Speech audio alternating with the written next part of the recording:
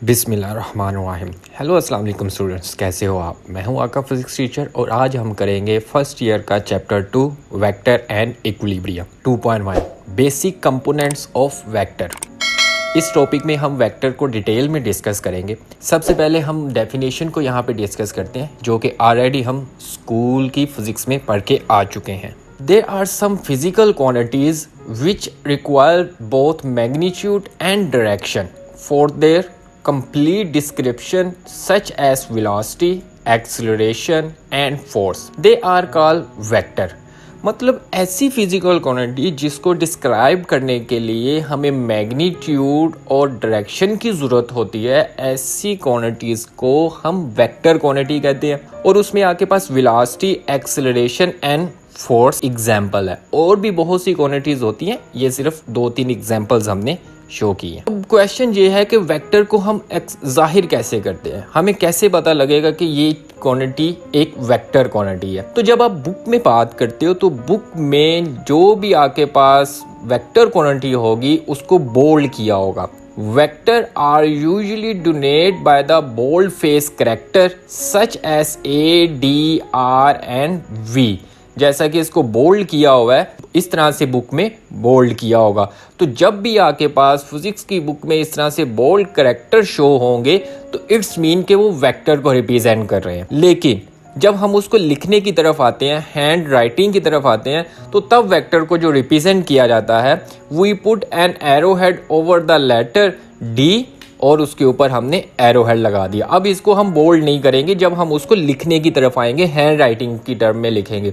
लेकिन जब बुक में उसने लिखा होगा तो बुक में उसने बोल्ड कैरेक्टर किए होंगे, तो इट्स मीन ये भी वेक्टर को रिप्रेजेंट कर रहा है और ये भी वेक्टर को रिप्रेजेंट करता है। If we wish to refer only to the magnitude of a vector D, we use light face type such as D.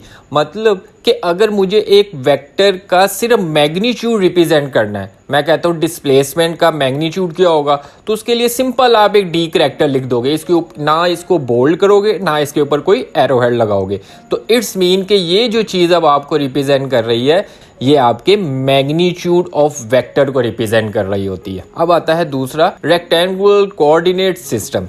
सबसे पहले हम रेक्टेंगुलर कोऑर्डिनेट सिस्टम की डेफिनेशन देखते हैं। Two reference lines drawn at right angle to each other are known as coordinate axes and their point of intersection is known as origin। मतलब कि आपने दो परपेंडिकुलर लाइन लेनी है जो कि एक दूसरे के साथ जो एंगल बना रही होती है वो 90 का बना रही होती हैं, तो इस वजह से इसको राइट एंगल लाइन कहा जाता है। और जहाँ पे ये दोनों लाइंस आपस में आके मिलती हैं उस पॉइंट को हम ओरिजिन कह देते हैं, और ये जो पॉइंट है आपके पास ये ओरिजिन पॉइंट होगा। This system of coordinate axis is called the Cartesian और रेक्टेंगुलर कोऑर्डिनेट सिस्टम। तो ये थी इसकी पूरी डेफिनेशन। तो वो कहते हैं कि इस सिस्टम को हम क्या कह देते हैं, कार्टेशियन और रेक्टेंगुलर कोऑर्डिनेट सिस्टम। आपके पास इस दो तरह के एक्सिस शो किए जाते हैं, एक्स एक्सिस और वाई एक्सिस। यूजुअली आप क्या करते हैं, usually the X axis is taken as horizontal axis. आम तौर पे हॉरिजॉन्टल जो लाइन होती है इसको हम एक्स एक्सिस कह देते हैं। और ओरिजिन से जब हम राइट साइड पे मूव करेंगे, तो x की वैल्यू पॉजिटिव, मतलब 1 2 3 4 5, और जब हम ओरिजिन से लेफ्ट साइड पे मूव करेंगे तो x की वैल्यू नेगेटिव, -1 -2 -3। और वर्टिकल जो लाइन होती है उसको हम रिप्रेजेंट करते हैं y एक्सिस से, and y axis taken as a vertical line. और अब इस ओरिजिन से जब मैं ऊपर की तरफ जाऊंगा तो y की वैल्यू पॉजिटिव, और जब मैं नीचे की तरफ आऊंगा तो y की वैल्यू नेगेटिव होगी। The direction of a vector in a plane is denoted by the angle with which representatively line of vector make with positive x axis in anti-clockwise direction।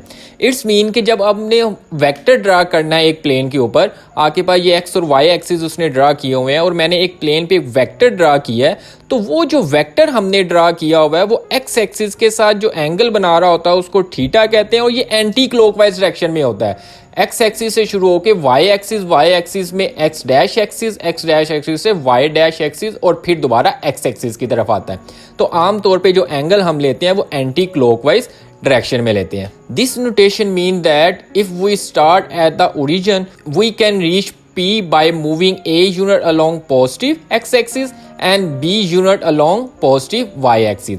वो कहता है कि आपने अगर इस वेक्टर को रिप्रेजेंट किया हुआ है तो आप देखो ओरिजिन से जब पॉइंट P की तरफ गए हो तो A एंड B उसके कोऑर्डिनेट्स उसने रिप्रेजेंट किए हैं। तो ये कोऑर्डिनेट क्या रिप्रेजेंट करते हैं? वो कहते हैं कि आप x एक्सिस में A यूनिट मूव किया है और y एक्सिस में आपने B यूनिट मूव किया। तो यही चीज़ उसने बताई है कि जब आप उसको A यूनिट को पॉजिटिव x एक्सिस और B यूनिट को पॉजिटिव y एक्सिस से रिप्रेजेंट किया गया।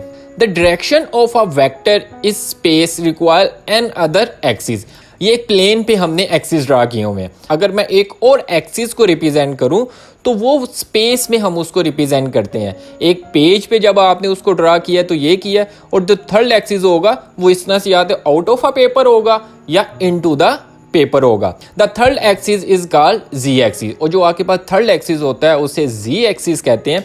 तो ये उसने आपको ड्रा करके दिखाया हुआ है कि ये ओरिजिन, जी एक्सिस, वाई एक्सिस और एक्स एक्सिस, ये तीनों एक्सिस आपस में परपेंडिकुलर हैं। ये तीनों एक्सिस आपस में एक दूसरे के साथ जो एंगल बना रहे हैं वो 90 का बना रहे होते हैं। The direction of a vector in space is specified by the three angle which that representative line of vector make with x, y and z x respectively. इसके तीन एंगल भी होंगे। वो कौन कौन से एंगल होते हैं? जैसा कि अगर आपने एक वेक्टर उसको ड्रा कर दिया, एक थ्री डायमेंशनल एक्सिस के ऊपर एक वेक्टर ड्रा किया है, तो ए बी सी मतलब उसने कुछ पार्ट्स एक्स एक्सिस में मूव किया है, कुछ पार्ट वाई एक्सिस में मूव किया, कुछ पार्ट उसने जी एक्सिस में मूव किया हुआ है। और ये जो आपके पास एंगल बना रहा होता है तो वो एंगल कौन कौन से हो गए? अगर तो एक्स एक्सिस के साथ एंगल बनाएगा तो उसको अल्फा कहते हैं, अगर वाई एक्सिस के साथ एंगल बनाएगा तो उसको बीटा, और जी एक्सिस के साथ उसको एंगल बनाएगा उसे गैमा कहते हैं। जैसा कि यहाँ पे हमने एक प्लेन पे जो एंगल बनाया था उसे थीटा से रिप्रेजेंट किया जाता है, और जब थ्री डायमेंशनली आप उसके स्पेस की बात करते हो तो वहाँ पे alpha, beta and gamma as a angle के तौर पे यूज होते हैं। नेक्स्ट आपके पास है एडिशन ऑफ वेक्टर, कि वेक्टर को ऐड किया कैसे किया जाता है। 9th क्लास की फिजिक्स में भी इसको हमने डिस्कस किया कि वेक्टर को आप हेड टू टेल रूल की मदद से ऐड करते हैं। तो यहाँ पे भी हम उसी चीज़ को डिस्कस करते हैं। Given two vector A and B, their sum is obtained by drawing their representatively line in such a way that the tail of vector B coincide with head of vector A. Now if we join the tail of A to head of vector B, मतलब कि आपके पास दो vector हैं A and B, ये दो vector उसने आपको represent किए हैं। अब आपने इस वेक्टर को वेक्टर A को ऐड करना है आपने वेक्टर B के साथ, तो क्या करोगे? Tail of vector B add to head of vector A, just like that, कि आपने टेल ऑफ वेक्टर B को ऐड कर दिया हेड ऑफ वेक्टर A के साथ। तो जब भी आप दो क्वांटिटी को ऐड करते हो तो उसका कोई ना कोई रिजल्टेंट भी आता है। The line joining the tail of A to head of B will represent the vector sum A plus B in magnitude and direction. The vector sum is also called the resultant and is indicated by R। मतलब कि अब अगर आपने इन दो वेक्टरों को add किया है तो इनका रिजल्टेंट भी होगा। तो रिजल्टेंट कैसे ड्रा करते हो? टेल ऑफ वेक्टर A को एक एरो हेड ज्वाइन कर देते हो हेड ऑफ वेक्टर B के साथ। ये जो लाइन आपके पास होती है ये आपके पास रिजल्टेंट वेक्टर को रिप्रेजेंट करती है, और वो क्या होगी? R equal to A plus B। This is known as head to tail rule of vector. तो इसको हम head to tail rule of vector addition कहते हैं। Similarly the sum of vector B plus A, हमने क्या किया था? Vector B को ऐड किया था वेक्टर A के साथ। इसी तरह से वेक्टर A को वेक्टर B में भी हम ऐड कर सकते हैं, और वो क्या होगा? B प्लस A होगा, और A प्लस B आपके पास इक्वल होगा B प्लस A के। जैसा कि यहाँ पे हमने उसको रिप्रेजेंट किया हुआ है कि आपके पास ऑलरेडी A प्लस बी हमने लिखा था, वो आया था R equal to A plus B. Similarly जब आप इसको ऐड करोगे तो सबसे पहले आपने क्या किया? वेक्टर B लिया और tail of vector A add to head of vector B, और उसका जो रिजल्टेंट आया वो आपने यहाँ पे इस तरह से शो कर दिया। तो वो आपके पास इक्वल होगा R equal to B plus A। मतलब A प्लस B का जो आंसर होगा वो B प्लस A का भी वही आंसर होगा। 2 प्लस 3 आपके पास इक्वल होंगे 5 के। इस तरह से 3 प्लस 2 भी आपके पास इक्वल होगा 5 के। तो इस प्रॉपर्टीज को हम कम्यूटेटिव प्रॉपर्टी कहते हैं। The vector addition is said to be commutative property. ये मैथ की एक प्रॉपर्टीज है। अगर दो a प्लस बी आपके पास b प्लस a के इक्वल हो तो उसे कम्यूटेटिव प्रॉपर्टी कहा जाता है। नेक्स्ट आपके पास है, अगर मैं रिजल्टेंट वेक्टर की सेपरेट डेफिनेशन करूं तो वो क्या होगी, वो कहता है single vector which would have the same effect as all origin vector take together. मतलब कि रिजल्टेंट वेक्टर क्या होगा कि एक सिंगल फोर्स होती है जो कि तमाम वेक्टर को जमा करने से आती है, तो हम क्या कहते हैं, रिजल्टेंट वेक्टर कहते हैं। नेक्स्ट आपके पास आता है वेक्टर सब्ट्रैक्शन। अब क्वेश्चन ये है कि क्या हम वेक्टरों को सब्ट्रैक्ट भी कर सकते हैं? हम ऐड तो कर सकते हैं, वो हमने लास्ट टॉपिक में देख लिया कि a प्लस बी आपके पास इक्वल है b प्लस a के। क्या वेक्टर को सब्ट्रैक्ट भी किया जाता है? The subtraction of a vector is equivalent to the addition of a a and same vector with direction reverse. thus to subtract vector b from vector a, reverse the direction of b and add to a। इसका क्या मतलब है, वो कहता है कि अगर आपने दो वेक्टरों को सब्ट्रैक्ट करना है, दो वेक्टरों को माइनस करना है, वेक्टर a में से माइनस करना है आपने वेक्टर b के, the subtract vector b from a, b को माइनस करना है a पे, तो आप क्या करोगे, सिर्फ उस वेक्टर की डायरेक्शन को रिवर्स कर दोगे। मतलब अगर वो राइट साइड पे जा रहा है तो उसको लेफ्ट साइड पे डायरेक्शन कर दोगे, मैग्नीट्यूड उसका सेम रहेगा, मैग्नीट्यूड सेम चेंज नहीं होगा, तो आप वेक्टर a में ऐड कर दोगे। अगर मैं उसकी मैथमेटिकल फॉर्म देखूं तो वो कहता है a माइनस बी आपके पास इक्वल है a प्लस ब्रैकेट लगा के माइनस बी। ये क्या रिप्रेजेंट कर रहा है कि जो भी आपके पास वेक्टर होगा आपने उसकी डायरेक्शन को रिवर्स कर देना है। Where minus B is negative vector of B, जो कि वेक्टर बी के नेगेटिव साइन को रिप्रेजेंट करता है। जैसा कि यहाँ पे दिखाया हुआ है कि राइट साइड पे अगर वेक्टर था तो उसको मैंने लेफ्ट साइड पे कर दिया, तो उसको मैंने माइनस बी कर दिया। अब मैं इसको जैसे vector head to tail rule के मुताबिक ऐड करते हैं वैसे ही इसको ऐड करूंगा। Head of vector A coincide with tail of vector B, और इसका जो रिजल्टेंट वेक्टर होगा तो ये आपके पास उसका रिजल्टेंट वेक्टर आ जाएगा और वो इक्वल होगा a माइनस बी के। नेक्स्ट आपके पास है multiplication of vector bye a scalar, कि क्या हम वेक्टर को किसी स्केलर क्वांटिटी से मल्टीप्लाई कर सकते हैं? तो हाँ, हम वेक्टर को किसी भी स्केलर क्वांटिटी से मल्टीप्लाई कर सकते हैं। तो रिजल्टेंट क्या होगा, the product of vector a and the number n greater than 0 is defined to be a new vector na having the same direction a but magnitude n time the magnitude of a। n के n आपके पास एक scalar quantity है, ये integer है 1 2 3 4 5 6 onward infinity, लेकिन वो कह रहा है कि n 0 से बड़ा होना चाहिए, मतलब n 0 नहीं होना चाहिए, ये 1 से स्टार्ट होता है। तो इस वजह से उसने यहाँ पे लिखा हुआ है कि n ग्रेटर देन 0 के। वो कहता है कि जब आप n को आप मल्टीप्लाई करोगे a से, उसकी डायरेक्शन तो वही रहेगी लेकिन उसका मैग्नीट्यूड इंक्रीज हो जाएगा। जैसे अब 2 से 2 को मल्टीप्लाई करो तो आंसर 4 आएगा, मैग्नीट्यूड इंक्रीज हो गया। अब 4 को 2 से मल्टीप्लाई करोगे तो आंसर 8 आएगा, तो मतलब मैग्नीट्यूड इंक्रीज होता जा रहा है। If the vector is multiply by a negative number then its direction is reverse.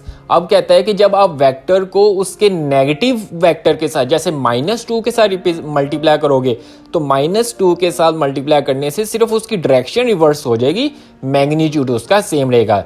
For example, आपके पास एक वेक्टर a है, आपने इस वेक्टर a को 2 से मल्टीप्लाई किया है, इसकी डायरेक्शन तो यही रहेगी लेकिन इसका मैग्नीट्यूड 2 टाइम हो जाएगा ऑफ अ वेक्टर a। और अगर मैं इसको -2 से मल्टीप्लाई करूंगा तो -2 से जब उसको मल्टीप्लाई करूंगा सिर्फ उसकी डायरेक्शन रिवर्स होगी, उसका मैग्नीट्यूड 2a के इक्वल ही रहेगा। तो इस तरह से हम किसी भी वेक्टर को एक स्केलर क्वांटिटी से मल्टीप्लाई कर सकते हैं।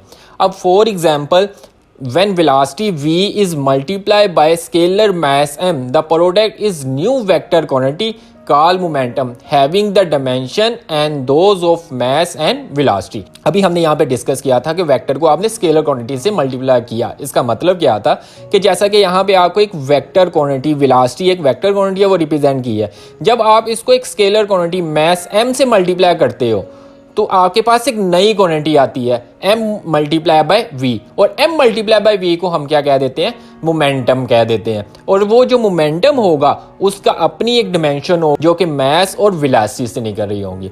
तो इस तरह से हम किसी वेक्टर को जब एक स्केलर क्वांटिटी से मल्टीप्लाई करते हैं तो रिजल्टेंट आपके पास एक नया वेक्टर आता है। नेक्स्ट आपके पास है यूनिट वेक्टर। अगर मैं यूनिट वेक्टर की यहाँ पे डेफिनेशन करूँ तो वो कहता है unit vector is a given direction is a vector with magnitude 1 in the direction it is used to represent the direction of a vector। मतलब कि यूनिट वेक्टर आपका किसी भी वेक्टर की डायरेक्शन को रिप्रेजेंट करने के लिए यूज किया जाता है। Unit vector is the direction of A is written as A head which we read A head does. अब जैसा कि a equal to A vector आपके पास इक्वल होता है magnitude of a vector multiply by its unit vector. अगर मैं unit vector को आपके पास रिप्रेजेंट करूं तो vector divided by its magnitude, मतलब जो भी वेक्टर होगा उसको उसके मैग्नीट्यूड से डिवाइड करोगे तो आपके पास यूनिट वेक्टर आ जाएगा। मसलन the direction of along x y z axis are generally represent by unit vector i j k respectively.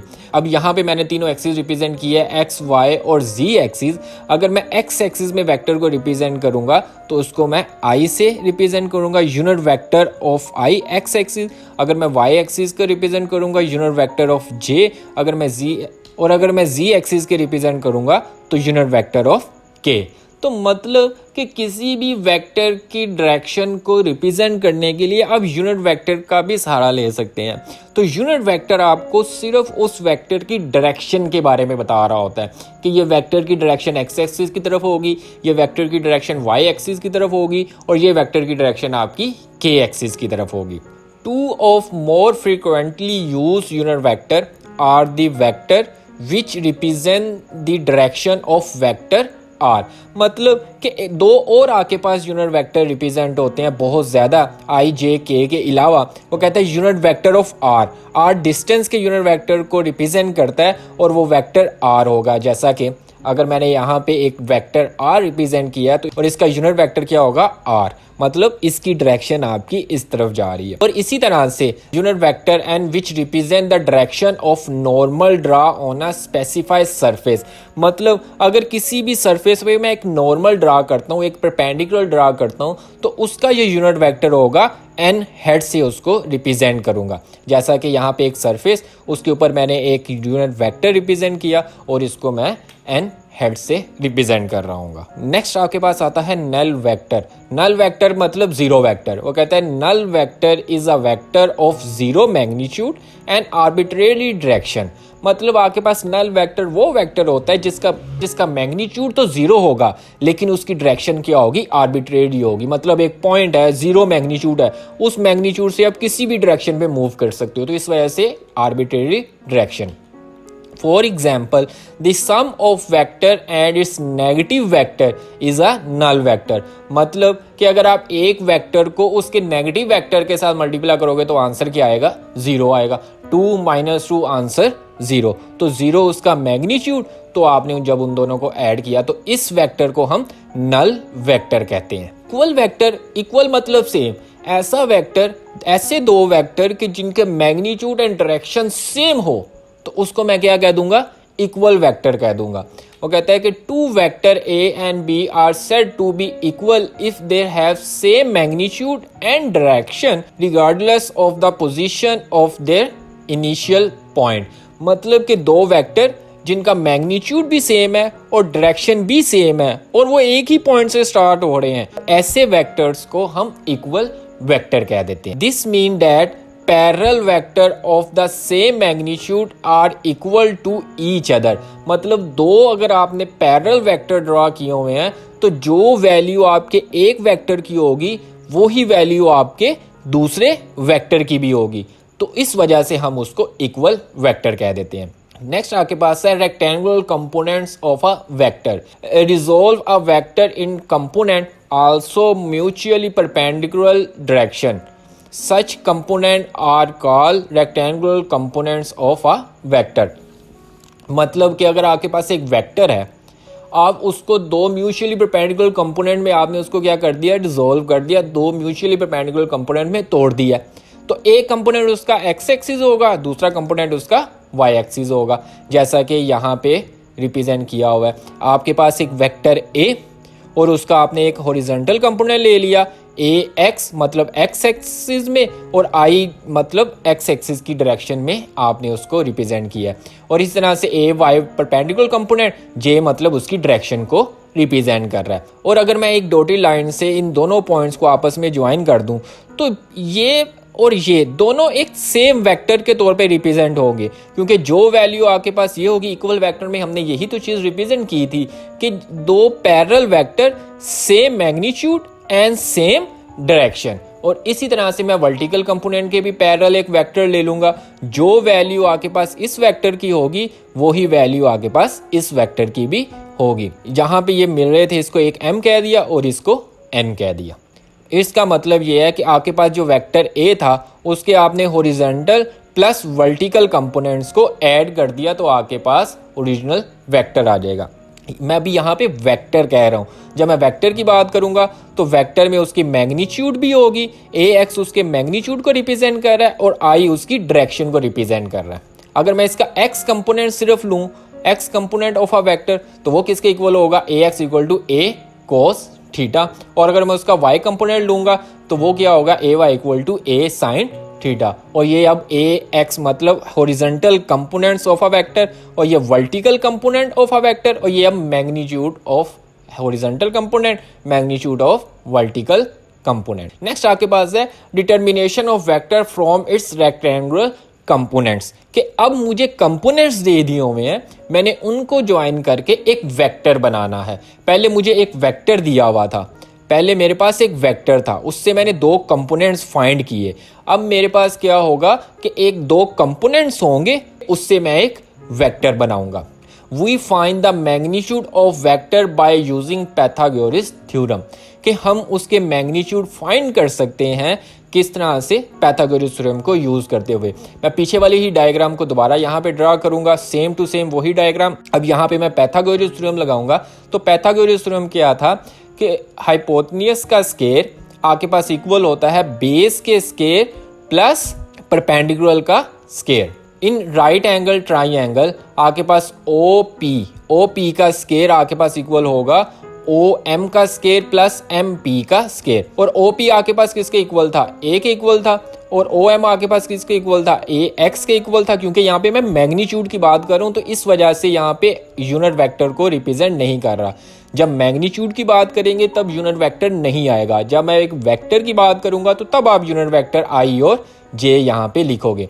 तो जब मैं मैग्नीट्यूड की बात कर रहा हूँ तो इस वजह से A square equal to A x square plus A y square. मुझे सिर्फ ए चाहिए तो दोनों तरफ मैं स्क्वायर रूट ले लूंगा और मेरे पास आंसर आ जाएगा A equal to A x square plus A y square. और इसी तरह से एक वेक्टर में मुझे मैग्नीट्यूड के साथ साथ डायरेक्शन भी चाहिए होती है। डायरेक्शन फाइंड करने के लिए हम ट्रिग्नोमेट्री का एक फार्मूला लगाएंगे और टेन थीटा आपके पास इक्वल होता है M P perpendicular divided by base. मतलब परपेंडिकुलर को आप बेस पे डिवाइड करते हो तो आपके पास, तो यहाँ पे मैंने क्या किया, टेन थीटा एम पी आपके पास ए वाई के इक्वल और ओ एम आपके पास ए एक्स के इक्वल। और मुझे यहाँ पे अब थीटा की वैल्यू चाहिए तो टेन को दूसरी तरफ ला के इन्वर्स कर दूंगा, theta equal to tan inverse A Y over A X. तो इस तरह से आप एक वेक्टर के मैग्नीट्यूड, उसके कंपोनेंट से उसका मैग्नीट्यूड और उसकी डायरेक्शन फाइंड कर सकते हो। नेक्स्ट आपके पास है position vector. Position vector R is a vector that describe the location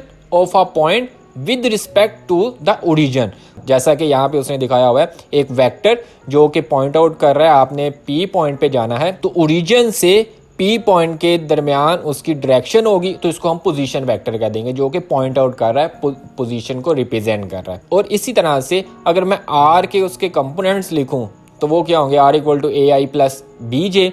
और अगर मैं इसका मैग्नीट्यूड लिखूं तो ए का स्क्वायर प्लस बी का स्क्वायर। इसी तरह ये तो एक टू डायमेंशनल सरफेस थी, थ्री डायमेंशनली रिप्रेजेंट करना चाहूँ तो वो कहता है इन थ्री डायमेंशनल स्पेस। तो आप इस तरह से थ्री डायमेंशनली स्पेस में उसको रिप्रेजेंट करोगे तो R equal to A I plus B j plus C k, मतलब x axis y axis i का मतलब आप एक्स एक्सिस में की तरफ मूव किया है, जे का मतलब आपने वाई एक्सिस की तरफ मूव किया है और के का मतलब आपने जी एक्सिस की तरफ मूव किया है। और जब मैंने इन तीनों वेक्टरों को ऐड किया तो आपके पास एक आर वेक्टर रिजल्टेंट वेक्टर आ जाएगा। अगर मैं इसका मैग्नीट्यूड देखूं तो आर इक्वल टू ए का स्केयर प्लस बी का स्केयर प्लस सी का स्केयर। तो इस तरह से हम एक वेक्टर के मैग्नीट्यूड भी फाइंड कर सकते हैं। तो ये था आपका आज का टॉपिक। अगर किसी बच्चे को कोई कन्फ्यूजन है कमेंट करके वो लाजमी डिस्कस कर सकता है। इंशाल्लाह मिलते हैं नेक्स्ट वीडियो में नेक्स्ट लेक्चर के साथ। तब तक के लिए अल्लाह हाफिज़।